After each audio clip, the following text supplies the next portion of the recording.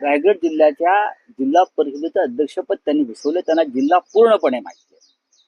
त्या संयमी आहे, त्या भ्रष्ट नाही. आणि आता जो काय प्रगती पुस्तक आलेलं आहे त्यात त्यांना सगळ्यात जास्त मेरिट आणि ग्रेड्स मिळालेले आहेत. रायगड सारख्या जिल्ह्याचं पालकमंत्रीत्व हे गाव गुंडांकडे असता कामा नये.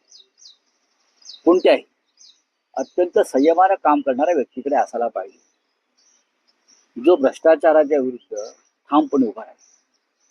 आणि मला असं वाटतं की एक चांगला चेहरा आहे. त्यांच्याकडे ते जर आला असेल आम्ही त्यांचं स्वागत करतो.